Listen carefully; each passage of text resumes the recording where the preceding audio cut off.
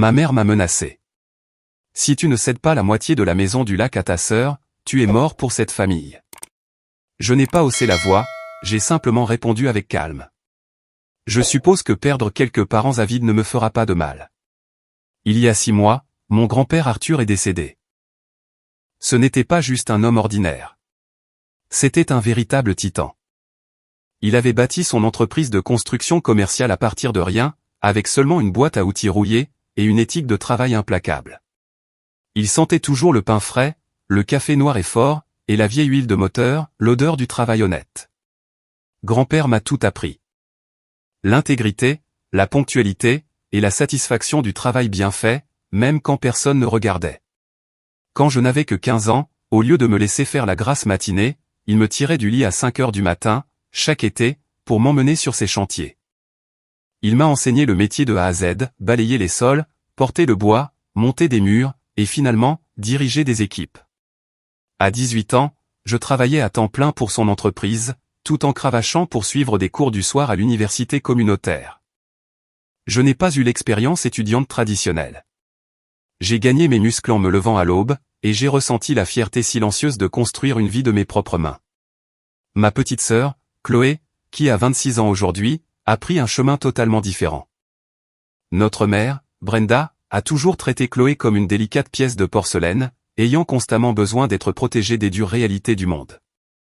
Chloé est allée dans une université privée hors de l'État, scandaleusement chère, accumulant des prêts étudiants colossaux, tout cela pour étudier l'histoire de l'art. Elle passait ses étés d'étudiante à faire de la randonnée en Europe, à se trouver dans les cafés parisiens, ou au milieu des vignobles italiens. Elle rendait visite à grand-père Arthur peut-être 2 fois par an, et, par miracle, ces visites coïncidaient toujours parfaitement avec les vacances, les anniversaires, ou le début d'un nouveau semestre, bref, chaque fois qu'elle avait besoin d'un coup de pouce financier. Pendant longtemps, j'ai essayé de ne pas juger ses choix, mais nous étions des personnes fondamentalement différentes, vivant dans des réalités totalement opposées. La bombe a explosé lorsque le testament de grand-père a été officiellement lu, dans le bureau tapissé d'acajou de son avocat. Il m'a légué sa maison du lac, dans le Maine. Attention, ce n'était pas une cabane de pêcheurs délabrée. C'est un magnifique et vaste chalet en bois sur mesure, de 4 chambres, situé sur 10 hectares de nature vierge, avec un accès privé exclusif aux eaux profondes du lac. C'était son chef-d'œuvre, estimé à près d'1 million d'euros aujourd'hui. À Chloé, il a laissé 60 000 euros en liquidité, ainsi que sa collection de montres vintage restaurées, évaluée à environ 35 000 euros. Le reste de son important patrimoine a été systématiquement divisé entre des œuvres caritatives locales, et des fonds de bourse pour les écoles de métiers qu'il avait soutenues toute sa vie.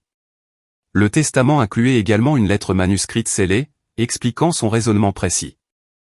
Pour moi, il a écrit page après page sur nos souvenirs partagés dans cette maison du lac, sur les fois où il m'apprenait à pêcher depuis le quai même que nous avions reconstruit ensemble quand j'avais 16 ans, et sur mes premières tentatives maladroites de menuiserie sur le porche arrière. Ses mots exacts étaient « Je veux que cette propriété reste fermement entre les mains de quelqu'un qui comprend sa véritable valeur, faite de sueur et de sang, bien au-delà d'un simple signe de euro. Une maison n'est que du bois et de la pierre. Jusqu'à ce que vous y versiez votre sueur. » Liam connaît cette sueur. Pour Chloé, sa lettre était beaucoup plus courte, mais restait bienveillante. Il mentionnait être fier de ses passions artistiques, et déclarait explicitement qu'il espérait que cette injection de 60 000 euros en espèces l'aiderait à lancer sa carrière, et à effacer certaines dettes. Ma mère, Brenda, est littéralement entrée dans une rage folle. Elle ne s'est pas contentée de ne pas être d'accord. Elle a lancé une véritable croisade. Elle a commencé à m'appeler 4, parfois 5 fois par jour, avec une voix perçante et autoritaire. Elle insistait sur le fait que la richesse familiale intergénérationnelle devait profiter à tous les enfants de manière égale, en faisant totalement abstraction des intentions de la personne qui avait réellement gagné cet argent. Elle avançait avec agressivité que grand-père Arthur était un vieux misogyne toxique, qui faisait du favoritisme simplement parce que je suis un homme, et que j'avais choisi de travailler dans la terre et la boue, tout comme lui. Elle a exigé, et non demandé, que je mette immédiatement en vente la maison du lac dans le Maine, et que je partage les 900 000 euros de bénéfices pile en deux avec Chloé. C'est là que ma culpabilité et mon conflit intérieur ont commencé. J'aime sincèrement ma sœur. Malgré nos différences massives, nous avions toujours maintenu une relation proche, bien que superficielle. Chloé elle-même ne m'avait pas encore hurlé dessus directement pour l'argent, mais elle avait commencé à faire des commentaires extrêmement passifs-agressifs et calculés. Elle soupirait bruyamment lors des dîners de famille, mentionnant à quel point j'étais incroyablement chanceux, et comment une rentrée d'argent massive provenant de la maison pourrait littéralement résoudre chaque problème de sa vie. À l'époque, elle croulait sous environ 85 000 € de dettes cumulées, entre ses prêts étudiants et les cartes de crédit à taux d'intérêt élevés, nécessaires pour maintenir son style de vie. Ensuite, ma mère a décidé d'utiliser la famille élargie comme arme. Lors d'un dîner dominical très tendu, ma tante a pointé sa fourchette vers moi, me traitant d'opportuniste égoïste et avide. Mon oncle a proclamé haut et fort que je crachais sur les valeurs familiales traditionnelles. Ils ont créé une véritable chambre d'écho, scandant tous agressivement que grand-père aurait voulu que nous prenions soin les uns des autres, et que garder la totalité de la propriété faisait de moi un monstre. Mais la vérité absolue, c'est que je ne voulais pas la vendre. Point final. Au-delà de l'immense et écrasante valeur sentimentale, ma femme Maya et moi essayions désespérément de planifier notre avenir. Nous voulions fonder une famille. Nous rêvions que nos futurs enfants passent des après-midi humides de juillet à sauter de ce même quai, exactement comme je l'avais fait. Actuellement, Maya et moi vivons dans un petit appartement bruyant de 2 pièces, à New York. Cette propriété du Maine représente un avenir, un sanctuaire que nous ne pourrions jamais nous offrir par nous-mêmes. Le nouvel argument changeant de ma mère était que j'avais déjà une carrière très stable et lucrative. Je dirigeais avec succès ma propre entreprise de taille moyenne, dans la construction commerciale. Pendant ce temps, Chloé, à 26 ans, luttait pour trouver sa véritable voie. Elle travaillait un maigre 15 heures par semaine dans une galerie d'art boutique, et rédigeait occasionnellement des articles de blog en freelance, payée une misère. Brenda affirmait qu'il était de mon devoir biologique, en tant que grand frère ayant réussi, de rééquilibrer la balance de l'univers. J'ai désespérément essayé de tendre des rameaux d'olivier. J'ai dit à Chloé qu'elle pouvait utiliser la maison du lac absolument quand elle le voulait, pour des vacances gratuites. J'ai proposé de payer personnellement ses vols pour s'y rendre. Je lui ai dit qu'elle pourrait organiser son futur mariage sur la propriété, de manière entièrement gratuite. J'ai même proposé de puiser dans mes propres économies personnelles, pour l'aider à s'attaquer agressivement à la partie de ses dettes de cartes de crédit ayant les taux d'intérêt les plus élevés. Mais Brenda a tout rejeté en bloc. Elle m'a dit que mes offres n'étaient que des miettes insultantes. Elle a officiellement exigé que, soit je vende la propriété et donne 450 000 € à Chloé, soit je contracte personnellement une hypothèque massive, afin de racheter la part de Chloé pour 450 000 € en espèces. Pour clarifier la situation, grand-père Arthur était un homme méticuleux. Le testament a été exécuté de manière absolument parfaite, à 100%, avec des témoins impartiaux, et un avocat de succession haut de gamme. Il a été minutieusement évalué par son médecin traitant, et par un spécialiste en gériatrie, à peine 2 mois avant la finalisation du testament. Tout cela, spécifiquement pour empêcher ma mère d'essayer de le contester. L'acte de propriété de la maison a déjà été légalement et entièrement transféré à mon nom. Je détiens l'assurance titre. Je ne m'inquiétais pas des aspects juridiques. Je pleurais simplement la destruction totale de ma famille. Mise à jour, un tout a dégénéré à une vitesse terrifiante. Après ma première publication en ligne, je me suis assis et j'ai eu une très longue conversation sur FaceTime avec Chloé, qui semblait très émotionnelle. Elle a pleuré un peu, a admis qu'elle était profondément blessée par la disparité du testament, mais a explicitement déclaré qu'elle comprenait le raisonnement de grand-père. Nous nous sommes virtuellement pris dans les bras pour faire la paix. J'ai réitéré chacune de mes offres précédentes, les vacances gratuites, le lieu du mariage, l'aide pour ses dettes.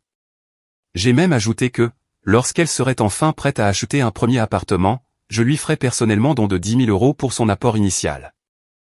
Elle semblait sincèrement et profondément reconnaissante. Je pensais que la guerre était terminée. Ma mère, cependant, a enfilé son armure et a redoublé d'efforts. Elle a créé un groupe de discussion familiale toxique, littéralement intitulé L'équité pour Chloé. Elle passait ses journées à inonder ce groupe d'articles de psychologie passif-agressif, expliquant comment l'inégalité en matière d'héritage engendre le ressentiment, et détruit les liens fraternels. J'ai discrètement mis le groupe en sourdine pour préserver ma santé mentale, mais ma femme Maya le consultait de temps en temps, et me montrait les moments forts les plus délirants. Brenda construisait méthodiquement un récit dans lequel j'étais un sociopathe manipulateur et calculateur, qui avait passé des années à empoisonner lentement l'esprit d'un vieil homme malade, pour le monter contre sa propre et douce petite fille. Puis, jeudi dernier, Chloé m'a appelé. Elle vibrait littéralement d'excitation. Son petit ami depuis 3 ans, Ethan, l'avait enfin demandé en mariage. J'étais sincèrement ravi pour elle. Je lui ai immédiatement rappelé mon offre. La maison du lac dans le Maine était entièrement à sa disposition pour le mariage. Elle a poussé des cris de joie, me remerciant abondamment, et a immédiatement commencé à divaguer sur l'organisation d'un mariage estival, rustique mais élégant, au bord du lac, pour juin prochain. Avance rapide jusqu'au dimanche matin. Maya et moi avons chargé notre camion et conduit les 5 heures jusqu'à la maison du lac, pour y passer un long week-end. La propriété avait désespérément besoin d'entretien.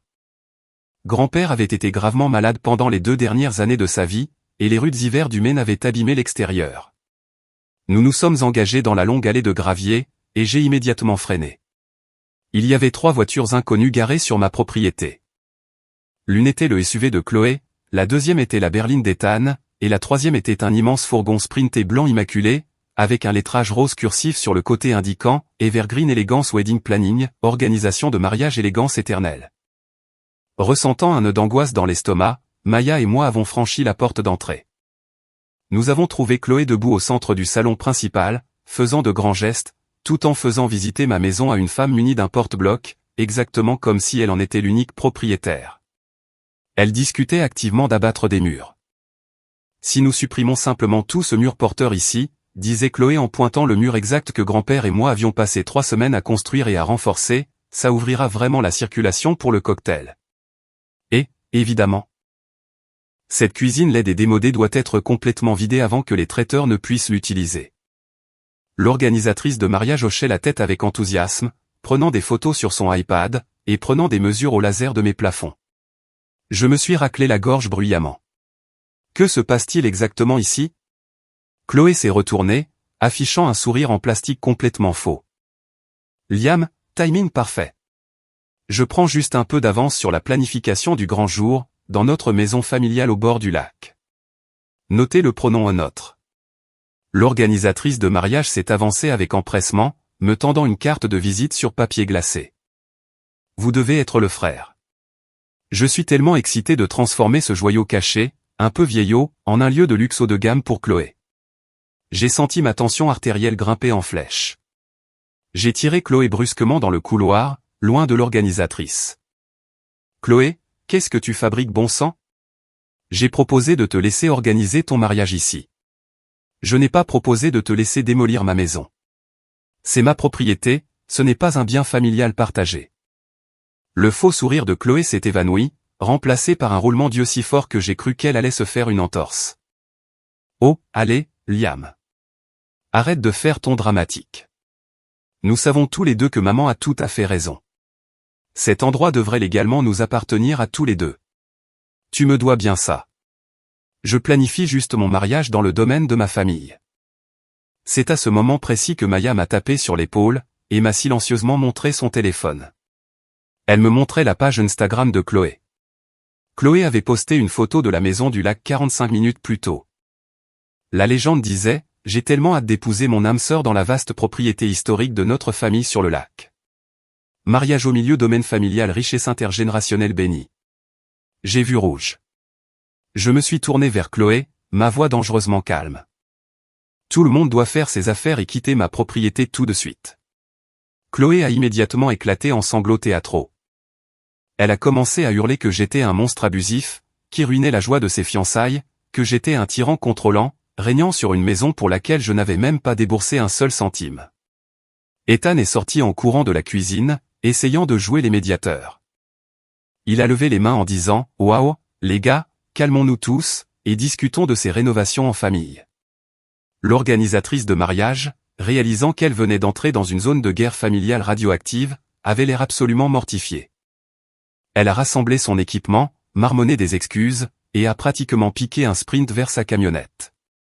Chloé, pleurant de façon hystérique, a sorti son téléphone et a appelé Brenda.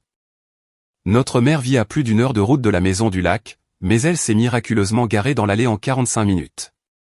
Elle a dû rouler à 150 km/h sur l'autoroute.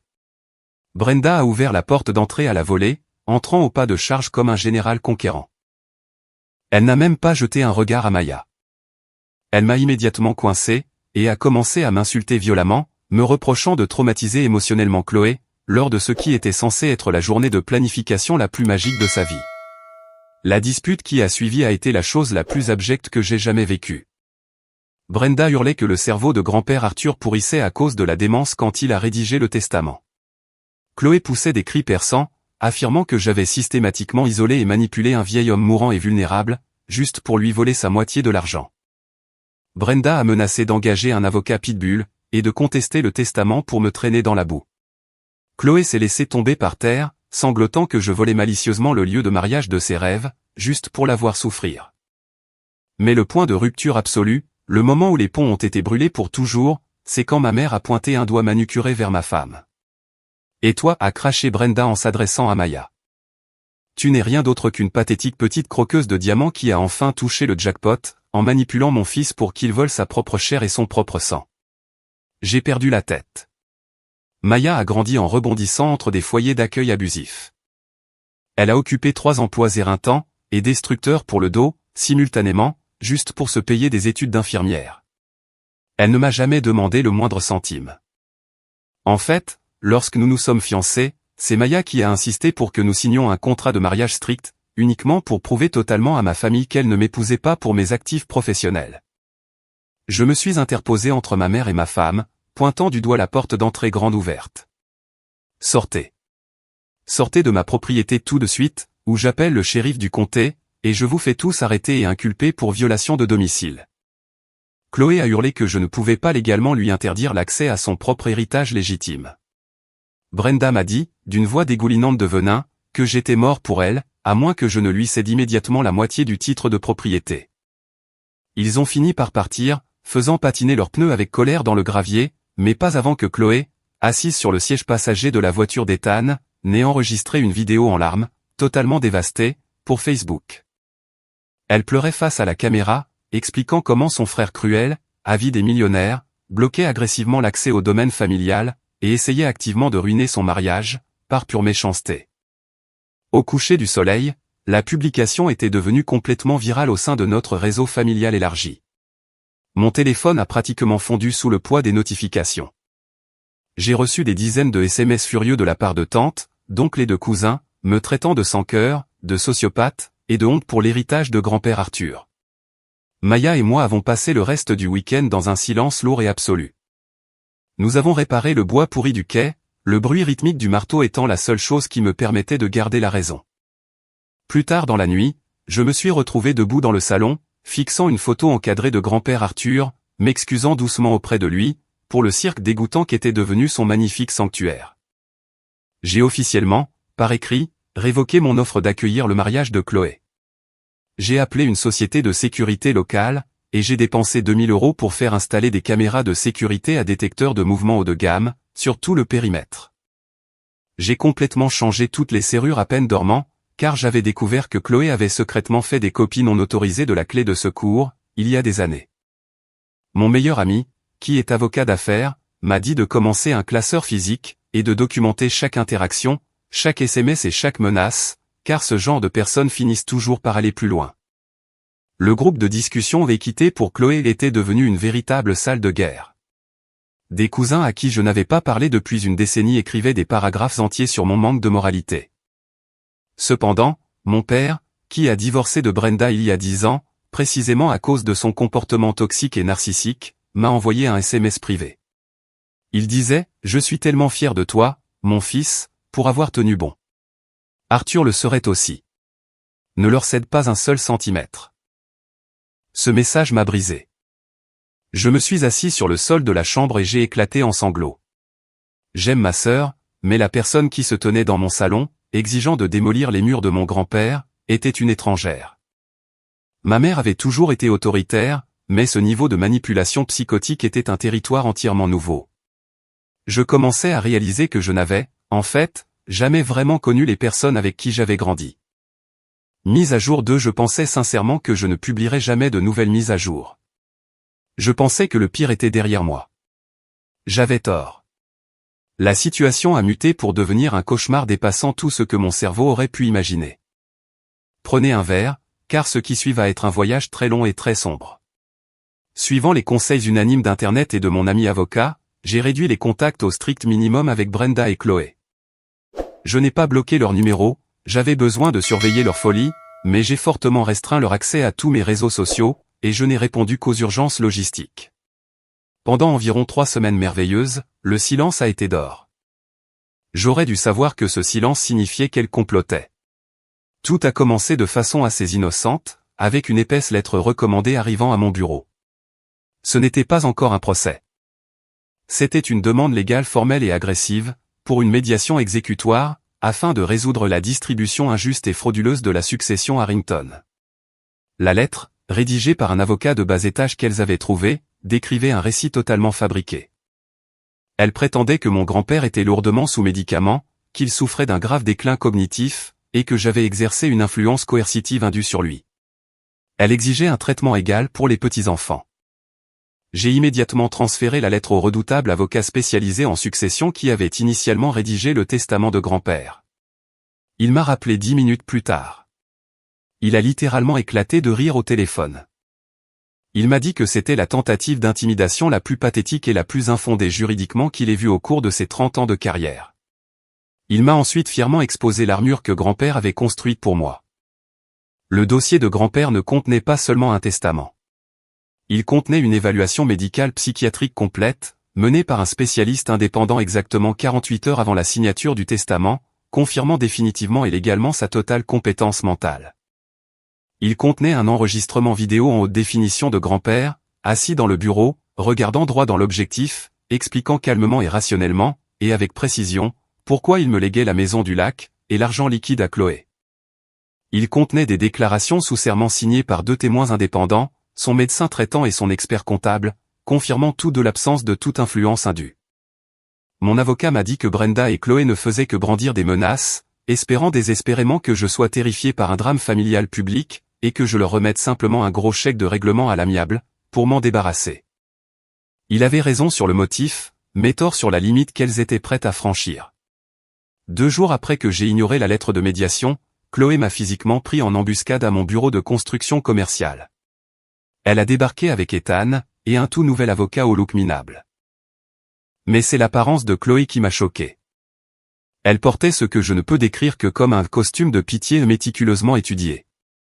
Ma sœur, qui refuse d'aller relever le courrier sans un maquillage complet et des vêtements de marque, s'est présentée sans aucun maquillage, les cheveux délibérément décoiffés et non lavés, portant un pull informe, froissé et délavé. Elle avait l'air de passer une audition pour une publicité d'association caritative. Son nouvel avocat m'a tendu un épais document relié. Elle ne demandait plus seulement la moitié de la valeur de la maison du lac. Elles avaient complètement perdu la tête. Le document était une liste détaillée de demandes délirantes. 50% de la valeur de la maison du lac nouvellement estimée, soit 450 000 €. Des dommages et intérêts pour détresse émotionnelle suite à l'exclusion forcée de la propriété familiale, 100 000 €. Le remboursement des acomptes prétendument perdus pour le lieu de son mariage ruiné et les frais d'urgence pour changer de salle, 60 000 €. La couverture totale de l'énorme dette étudiante de Chloé, sous prétexte que je n'avais évité de m'endetter que parce que j'avais bénéficié de l'avantage éducatif injuste de travailler pour grand-père, 85 000 €. Demande totale, 695 000 €. J'ai regardé le papier. J'ai regardé l'avocat.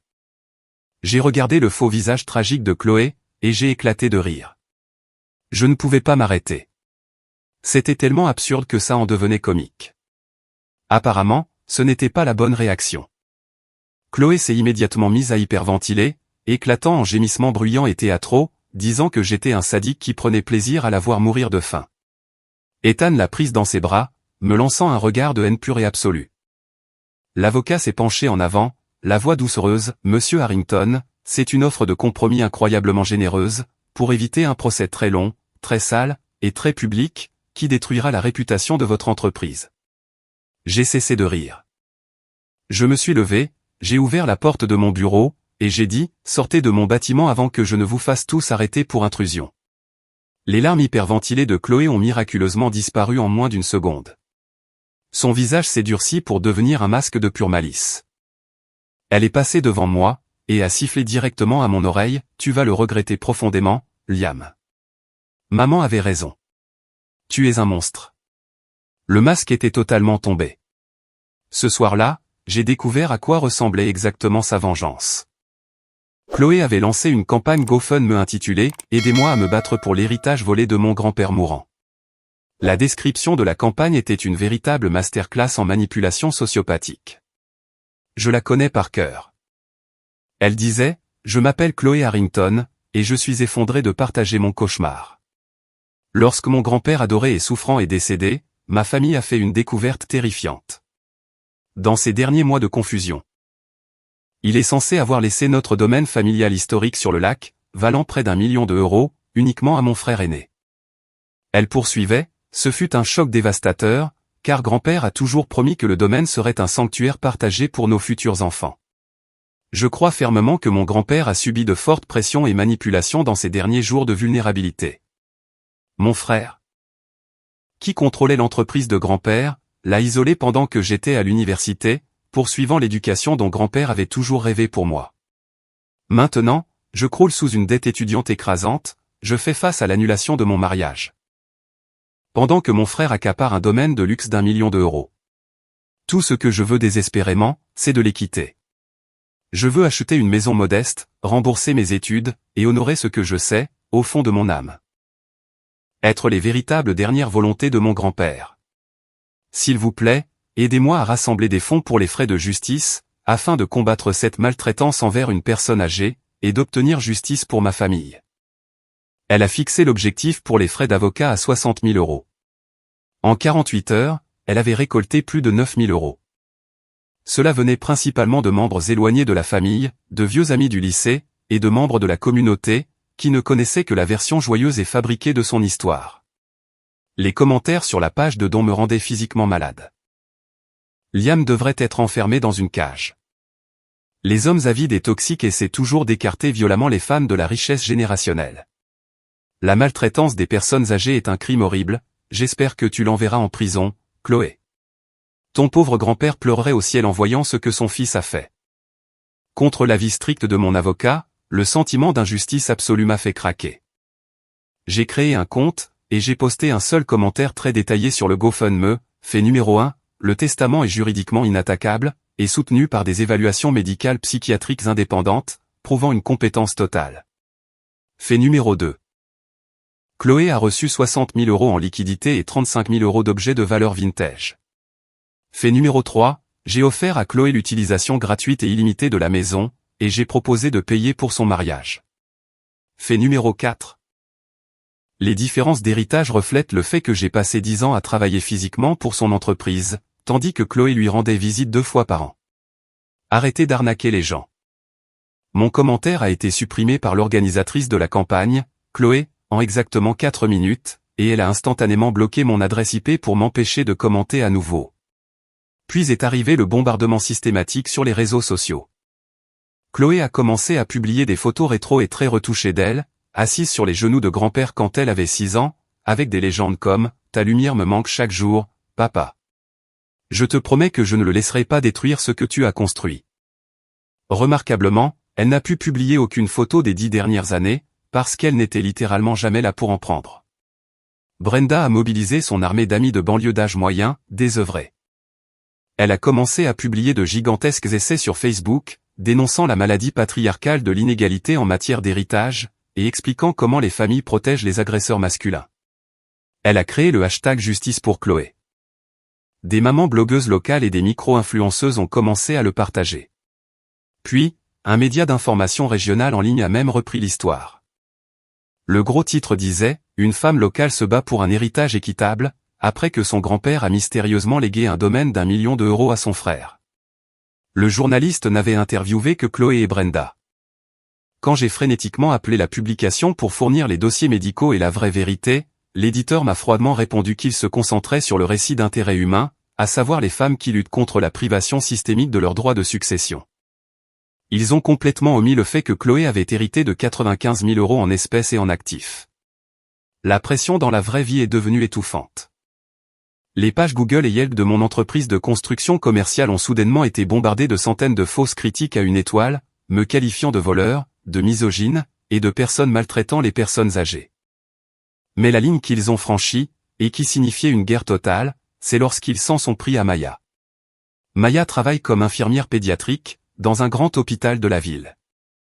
Mercredi dernier, quelqu'un, nous soupçonnons Brenda, est entré dans l'hôpital et a laissé 50 tracts imprimés de la page GoFundMe de Chloé, éparpillés sur les tables de la salle de repos des infirmières, à la cafétéria, et collés sur les miroirs des toilettes. Gribouillés en haut, avec un gros marqueur rouge, il y avait ces mots, « Est-ce là le monstre ? Votre collègue Maya est mariée à un voleur. » Maya m'a appelé depuis un placard à fournitures, en sanglotant. Plusieurs de ses collègues avaient commencé à la traiter avec une froide suspicion. Une infirmière en chef l'a même prise à part, et lui a demandé le plus sérieusement du monde si Maya ne se sentait pas coupable de porter sa blouse, tout en vivant de l'argent volé à une personne âgée. Ce vendredi-là, ayant désespérément besoin d'échapper à cette torture psychologique, Maya et moi avons conduit jusqu'à la maison du lac, dans le Maine. En tournant sur le chemin de terre menant à notre allée, mes phares ont éclairé quelque chose qui a glacé mon sang. Planté profondément sur la pelouse de devant, il y avait un immense panneau à vendre d'une agence immobilière professionnelle. J'ai mis le camion sur la position parking, et j'ai couru vers la maison. Il y avait un SUV inconnu. J'ai déverrouillé la porte d'entrée pour trouver un agent immobilier local debout dans ma cuisine, en train de faire visiter la propriété à un couple plus âgé à l'allure fortunée. « Qu'est-ce que vous foutez dans ma maison ?» ai-je hurlé. L'agent avait l'air terrifié.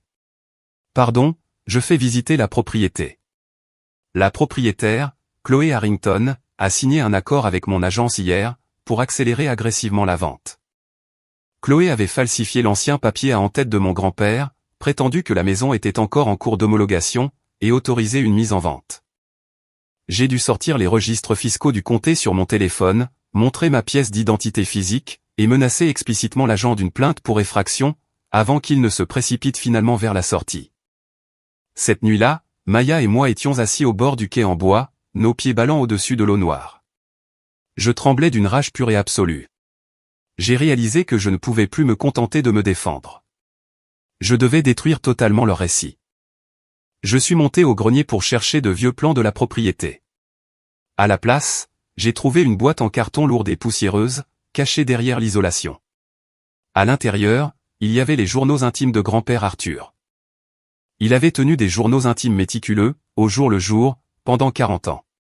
Je me suis assis par terre avec une lampe de poche, et j'ai commencé à lire. Les entrées concernant Chloé n'étaient pas seulement tristes, elles constituaient un dossier chronologique accablant de son égoïsme tout au long de sa vie. J'ai numérisé chaque page. 14 août 2018, 21e anniversaire de Chloé aujourd'hui. Je lui ai envoyé une carte et un chèque de 1000 €. Elle l'a encaissé à 14 heures. Aucun appel téléphonique pour dire merci. Je commence à penser qu'elle ne me voit que comme un distributeur de billets.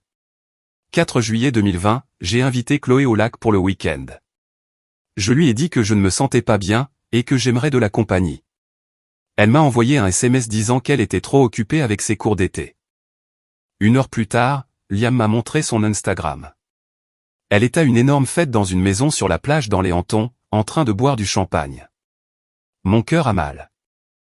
12 octobre 2021, Chloé a appelé en pleurant, disant qu'elle ne pouvait pas se payer ses manuels scolaires et qu'elle risquait d'échouer. Je lui ai transféré 800 €. 2 jours plus tard, Brenda s'est vantée auprès de moi que Chloé venait de s'acheter un nouveau sac Prada à 1200 €. J'arrête de cautionner ça. 3 mars 2023, 2 mois avant sa mort. J'ai rencontré l'avocat spécialisé en succession aujourd'hui. J'ai finalisé le testament. L'avocat a demandé si j'étais sûr de vouloir limiter la part de Chloé à de l'argent liquide. Je le suis. Elle n'aime pas la maison du lac. Elle aime ce qu'elle peut en tirer en la vendant. Le lac doit revenir à quelqu'un qui le voit comme une maison, et non comme un compte en banque. Liam a mérité cela 10 fois plus. Cette dernière entrée était datée exactement de la période pendant laquelle Brenda prétendait publiquement qu'il souffrait de démence extrême. J'avais rendez-vous avec mon nouvel et impitoyable avocat spécialisé en contentieux, le lendemain matin à 8 heures. J'en avais complètement fini d'essayer de préserver une relation avec des vampires, qui ne voient que des signes de euros là où il devrait y avoir des souvenirs. Grand-père ne m'a pas seulement laissé un bien immobilier. Il m'a laissé un sanctuaire, un rappel de ce à quoi ressemble réellement une famille inconditionnelle. Brenda et Chloé ont fait leur choix. Elles ont choisi l'avidité plutôt que la famille, les mensonges plutôt que la vérité, et la manipulation plutôt que l'amour. Dernière mise à jour, ceci sera ma toute dernière mise à jour. J'ai hésité pendant des semaines à l'écrire, car cliquer sur publier signifie accepter pleinement que la famille avec laquelle j'ai grandi est définitivement et irrémédiablement morte. Mais je dois une conclusion aux milliers d'entre vous qui ont suivi ce cauchemar. Et, honnêtement, j'ai besoin d'écrire ceci pour purger les dernières gouttes de poison de mon système. Le lendemain de mon dernier post, mon avocat spécialisé en contentieux et moi sommes passés à l'offensive. Nous avons rédigé une mise en demeure massive et effroyablement détaillée, et l'avons fait signifier simultanément à Chloé et à Brenda, par des huissiers de justice, à leurs domiciles respectifs. Le document légal détaillait leurs crimes de manière exhaustive, diffamation grave, ingérence délictuelle dans mes affaires professionnelles, les fausses critiques, fraude électronique, la campagne GoFundMe fondée sur des mensonges vérifiables. Tentative de fraude immobilière, la fausse mise en vente, infliction intentionnelle de détresse émotionnelle, et le harcèlement de Maya à l'hôpital. Nous exigions la cessation immédiate et absolue de toute publication diffamatoire sur les réseaux sociaux, le retrait complet du GoFundMe avec remboursements obligatoires émis pour absolument tous les donateurs, une rétractation écrite et publique de leurs fausses affirmations. Et aucun contact supplémentaire avec ma femme ou moi, en dehors des voies légales formelles. La réponse de Chloé est arrivée exactement 48 heures plus tard. Elle n'a pas engagé d'avocat. Elle n'a pas reculé.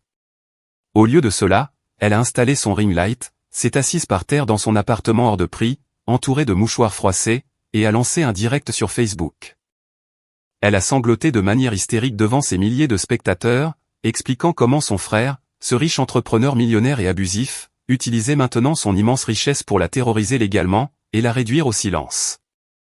Elle s'est littéralement comparée à David combattant Goliath. Elle a affirmé que j'utilisais le système judiciaire comme une arme, pour opprimer une artiste en difficulté. La vidéo en direct a explosé. Elle est devenue virale dans tout notre État. Le hashtag Soutiens-Clo est devenu tendance localement.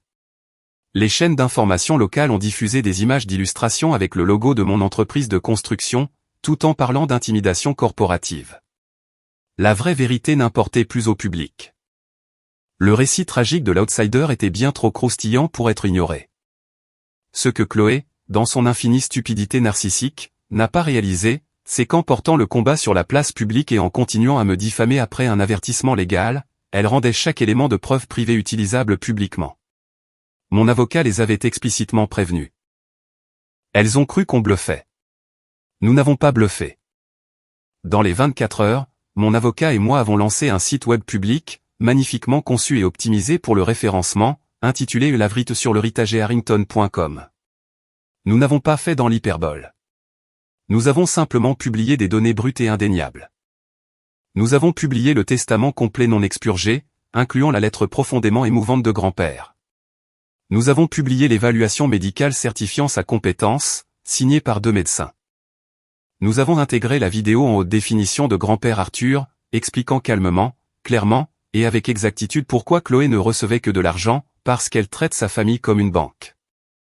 Nous avons publié des scans en haute résolution des journaux intimes de grand-père, mettant en évidence les dates exactes où Chloé lui mentait pour lui extorquer de l'argent, alors qu'elle faisait la fête. Nous avons publié la comptabilité officielle de l'homologation, prouvant que Chloé avait déjà reçu 95 000 € d'actifs liquides. Nous avons également publié un montage côte à côte brutal. Des captures d'écran du GoFundMe de Chloé, affirmant qu'elle mourait de faim et croulait sous les dettes, placées juste à côté de captures d'écran de son Instagram public, la montrant en train d'acheter des sacs de créateurs, de manger dans des restaurants étoilés Michelin. Et de prendre des vacances de luxe, exactement pendant la même période. Nous avons posté la preuve indéniable, obtenue lors du processus de découverte financière, que 40% de sa soi-disant dette étudiante écrasante, n'étaient en réalité que des cartes de crédit plafonnées suite à des séances de shopping de luxe. Mais le coup de grâce absolu, la pièce à conviction qui a mis fin à toute son existence publique, fut une série de SMS que nous avons légalement obtenus par assignation, lors de la phase de découverte initiale de son procès, celui dont elle nous avait menacés. C'était un fil de discussion entre Chloé et sa meilleure amie, envoyé la nuit suivant son embuscade dans mon bureau. Chloé avait écrit, une fois que j'aurai fait craquer Liam légalement sous la pression publique, j'achète ce condo Pentouse à Back Bay. Maman dit que si nous continuons à faire vivre un enfer à sa femme à l'hôpital, il nous paiera les 700 000 € juste pour qu'on disparaisse. Son ami a répondu, est-ce que le GoFundMe marche vraiment? Chloé a répondu, c'est du génie. J'ai déjà tiré 12 000 € de ces idiots crédules. Même si on ne gagne pas le procès, j'aurai assez d'argent pour un acompte sur une nouvelle Mercedes. Ces abrutis croient vraiment que j'en avais quelque chose à foutre du vieux. Ou de ce chalet poussiéreux et infesté de moustiques. Nous avons envoyé le lien du site web à absolument chaque membre de la famille, chaque donateur du GoFundMe, chaque média local, et chaque personne ayant laissé une fausse critique sur la page de mon entreprise. Les retombées ont été apocalyptiques. L'équipe de confiance et de sécurité de GoFundMe a immédiatement lancé une enquête pour fraude, a banni de façon permanente l'adresse IP de Chloé, et a remboursé de force plus de 18 000 € aux donateurs. Plusieurs membres éloignés de la famille, qui avaient fait un don, m'ont appelé en pleurant et en s'excusant, disant qu'ils avaient été complètement aveuglés par ces larmes manipulatrices. Mais Brenda, totalement déconnectée de la réalité, a redoublé d'efforts. Elle a officiellement déposé la plainte contestant le testament, invoquant une influence indue, et un manque de capacité testamentaire. Elle a engagé un avocat plaidant agressif et scandaleusement cher, payé au résultat, totalement convaincue que son indignation maternelle influencerait un juge. Le procès de succession a eu lieu le mois dernier. Il a duré exactement 3 jours. L'avocat de Brenda s'est levé et a essayé de me dépeindre comme un génie sociopathe et calculateur, qui avait emprisonné un mourant dans sa propre maison. Ils ont même payé un expert psychologue médical, qui n'avait littéralement jamais rencontré ni examiné mon grand-père, pour témoigner sur un théorique déclin cognitif invisible. Ils ont mis Chloé à la barre, pour qu'elle pleure sur le fait d'être une petite fille aimante, privée de son droit de naissance. Notre défense fut une frappe chirurgicale, composée uniquement de faits purs. Le vrai médecin traitant de grand-père a témoigné sous serment de son acuité mentale aiguisée comme un rasoir. Son expert comptable a témoigné de la façon dont grand-père a analysé minutieusement les implications fiscales du testament. Et ensuite, nous avons diffusé la vidéo de grand-père Arthur dans le tribunal. La salle d'audience entière est restée dans un silence de mort, alors que la voix forte et assurée de mon grand-père résonnait sur les murs. Je lègue la propriété du Ménaliam, car il est le seul à comprendre ce que j'ai construit là-bas. Ce n'est pas une question d'argent. C'est une question de bois, de sueur, de souvenirs, de tradition. Chloé est une fille charmante. Mais elle ne voit les choses qu'à travers le prisme de l'argent. L'argent liquide conviendra mieux à son style de vie. Je prie pour qu'elle l'utilise sagement. La juge, une femme plus âgée et pragmatique, avait l'air absolument dégoûtée par ma mère et ma sœur.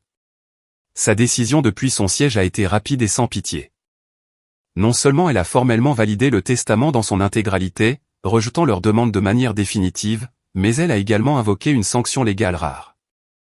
Elle a ordonné à Brenda et Chloé de payer 100% de mes frais de justice exorbitants, déclarant au procès-verbal que leur poursuite était une tentative frivole, cynique et malveillante, visant à outrepasser les volontés limpides du défunt pour un pur gain financier. Les conséquences après le coup de marteau du juge ont été un carnage absolu. Brenda m'a envoyé un dernier email venimeux. Il disait, « Tu as peut-être légalement gagné un bout de papier, mais tu as détruit ta famille. J'espère que cette maison en bois pourri valait la peine de perdre ta mère et ta sœur pour toujours. Tu es mort pour moi. Ne nous recontactez jamais. » Chloé, incapable de la moindre remise en question, a publié une dernière story Instagram, montrant un selfie d'elle l'air stoïque. La légende, parfois, il faut apprendre à la dure qui sont vraiment les gens quand l'argent est en jeu, couper les ponts avec les membres toxiques et abusifs de la famille, et entrer dans mon ère de guérison. L'ironie pure et aveuglante de la chose était presque physiquement douloureuse. Mais voici où l'histoire prend sa tournure finale et la plus dévastatrice. Environ 2 semaines après la fin du procès, j'ai reçu un appel téléphonique inattendu d'Ethan, le fiancé de Chloé. Sa voix semblait creuse, comme un fantôme. Il a demandé à me rencontrer en privé, pour prendre une bière dans un bar minable de l'autre côté de la ville. Quand je me suis assis, il m'a regardé avec des yeux injectés de sang et m'a dit, « J'ai rompu les fiançailles. J'ai déménagé. » J'étais stupéfait. Que s'est-il passé? Ethan a pris une longue gorgée de sa bière. Je ne pouvais pas épouser une sociopathe, Liam. Quand elle pleurait dans ton bureau ce jour-là, hyperventilant et sanglotant. J'ai découvert qu'elle avait passé 1 heure à répéter cette exacte routine de pleurs, dans le miroir de notre salle de bain. Ce matin-là. Tout ça a été une performance calculée. Le site web que tu as mis en ligne, les SMS à son ami. Je pensais connaître la femme à côté de qui je dormais, mais la personne que j'ai regardée agir pendant ce procès n'était pas un être humain. C'était un requin. Il a ensuite révélé le détail le plus pathétique de tous. Chloé avait déjà complètement dilapidé la totalité de son héritage légitime. Les 60 000 € en espèces, envolés en moins de 6 mois. Elle les a utilisés pour louer un Range Rover de luxe à 90 000 € qu'elle ne pouvait pas s'offrir, à acheter un placard rempli de vêtements de créateurs, et à réserver une retraite de guérison spirituelle de 3 semaines à Bali, qui a coûté 15 000 €. La collection de montres vintage de 35 000 €. Elle était trop paresseuse pour les faire correctement évaluer par un horloger, alors elle les a mises en gage chez un bijoutier de quartier, pour moins de 12 000 €, afin de rembourser une seule carte de crédit. Elle n'arrêtait pas de me dire, une fois qu'on aura enfin l'argent de la maison de Liam, on pourra s'acheter la vie parfaite, a dit Ethan en secouant la tête. Mais j'ai fini par comprendre que même si tu lui donnais 1 million, tout disparaîtrait en un an. Il y aurait toujours une autre chose qu'elle mériterait, une autre personne qui lui devrait quelque chose. La semaine dernière, mon bureau a reçu une lettre recommandée, transférée depuis la dernière adresse d'appartement connue de Chloé. Elle provenait d'une agence agressive de recouvrement de créances. Chloé avait récemment demandé un prêt personnel massif, et m'avait listé comme partenaire commercial et garant, prétendant que nous avions des projets commerciaux communs. L'agent de recouvrement exigeait des informations sur mes actifs. J'ai immédiatement demandé à mon avocat d'envoyer une mise en demeure, et de la signaler pour usurpation d'identité. Grâce aux rumeurs familiales, j'ai appris que Chloé a été officiellement expulsée de son appartement de luxe, car elle ne pouvait pas payer le loyer sans les revenus d'Ethan. Elle vit actuellement dans la chambre d'amis de Brenda. Elle dit activement à tous ceux qui veulent bien l'entendre, qu'elle écrit des mémoires sur le traumatisme de l'héritage et l'abus de la fratrie narcissique. Elle a également lancé un tout nouveau GoFundMe, pour financer sa pratique indépendante d'art-thérapie. Elle ne possède absolument aucune certification médicale ou thérapeutique. Elle serait également à nouveau fiancée, cette fois avec un type rencontré dans un bar il y a 3 mois, qui comprend vraiment sa lutte spirituelle. Brenda, quant à elle, a passé le dernier mois à essayer de convaincre le reste de la famille élargie, que je suis un monstre, et que j'ai falsifié illégalement les documents médicaux, pour voler une femme sans défense. Certains des parents plus âgés et crédules la croient. La plupart d'entre eux ont vu le site web, et ont bloqué son numéro. J'ai complètement cessé de m'en soucier. Le poison a quitté ma vie. Le week-end dernier, Maya et moi sommes montés à la maison du lac. Nous n'avons pas eu besoin de regarder par-dessus notre épaule. Nous n'avons pas eu besoin de vérifier les caméras de sécurité. Nous avons simplement existé. Nous avons officiellement terminé toutes les réparations nécessaires. Le quai est entièrement reconstruit avec du cèdre frais traité. La cuisine a été magnifiquement rénovée, tout en conservant scrupuleusement le charme rustique et historique que grand-père Arthur aimait, et non pas la monstruosité moderne et stérile que l'organisatrice de mariage de Chloé avait agressivement imaginée. Et alors que nous étions assis au bout du quai, regardant le soleil orange plonger sous la ligne immaculée des arbres, Maya a posé sa tête sur mon épaule, et m'a dit qu'elle est officiellement enceinte de 12 semaines. Nous allons avoir un petit garçon. Nous allons l'appeler Arthur. En restant assis là, à écouter l'eau clapotant contre le bois, j'ai pensé à ce que cette expérience atroce et terrifiante m'a fondamentalement appris. Les gens vous montreront immédiatement et exactement qui ils sont, dès la seconde où un signe d'argent est introduit. La perspective d'une richesse non méritée n'a pas changé Chloé et Brenda. Elle a simplement fait tomber leur masque, et a exposé la mentalité putride du tout mais du qui se cachait en dessous. La famille n'est absolument pas définie par la génétique partagée. Ma vraie famille, c'est Maya. Ma vraie famille, c'est mon fils à naître, Arthur. Ma vraie famille, c'est mon père, qui est resté à mes côtés quand le monde me traitait de méchant. Et ma vraie famille, c'est le souvenir d'un grand-père qui me voyait plus clairement que je ne me voyais moi-même. Il faut honorer avec acharnement les souhaits explicites de ceux qui nous ont quittés. Grand-père Arthur savait exactement ce qu'il faisait. Il a vu l'avidité à laquelle j'étais trop volontairement aveugle pour l'admettre. Il m'a donné l'armure pour y survivre. Documenter absolument tout. Les journaux intimes, les dossiers médicaux, la vidéo, les SMS. Ce sont les seules choses qui ont sauvé ma réputation, mon entreprise et ma santé mentale, d'une campagne de diffamation coordonnée, qui a failli réussir à réécrire la réalité. Parfois, perdre brutalement sa famille biologique est la seule façon de gagner sa véritable liberté. J'ai passé beaucoup de temps à faire le deuil de la mère et de la sœur que je pensais avoir, jusqu'à ce que je réalise enfin que je pleurais une illusion. À tous ceux qui affrontent actuellement un cauchemar similaire, tenez bon. Ne laissez pas la manipulation émotionnelle toxique, ou la menace de détruire la famille, prendre le pas sur les documents légaux et les dernières volontés de quelqu'un qui vous aimait. Une personne qui vous aime vraiment et sincèrement, n'essaiera jamais de voler agressivement ce qui vous a été librement donné par quelqu'un d'autre. La maison du lac de grand-père est infiniment plus qu'un bien immobilier imposable. C'est le témoignage physique d'un homme qui valorisait un caractère profond plutôt que le sang partagé, l'effort implacable plutôt que le droit paresseux, et la dure vérité plutôt que la manipulation confortable. Chaque fois que je lance une ligne de pêche au bout de ce quai en cèdre que nous avons construit ensemble, je lève les yeux vers le ciel, et je le remercie. Je le remercie d'avoir vu la vérité quand je n'en étais pas capable. Brenda et Chloé ont fait leur lit. Elles ont choisi les pires aspects de la nature humaine, l'avidité, les mensonges, et le vol. Maintenant, elles doivent vivre dans la réalité misérable, fauchée et solitaire qu'elles se sont elles-mêmes créées. J'ai choisi la paix. J'ai choisi la vérité. Et je choisis de perpétuer l'héritage d'un homme qui comprenait que la famille, ce n'est pas diviser aveuglément tout à 50-50e. C'est donner ce qui est juste à ceux qui l'ont réellement mérité par l'amour, le temps, et une véritable connexion. Cette maison du lac n'est plus seulement mon héritage. Mon véritable héritage, c'est la connaissance absolue et inébranlable que j'ai défendu ce qui était juste, même quand cela m'a coûté chaque personne que je pensais aimer. Merci de m'avoir donné la force de me battre, quand ma propre famille essayait de me briser.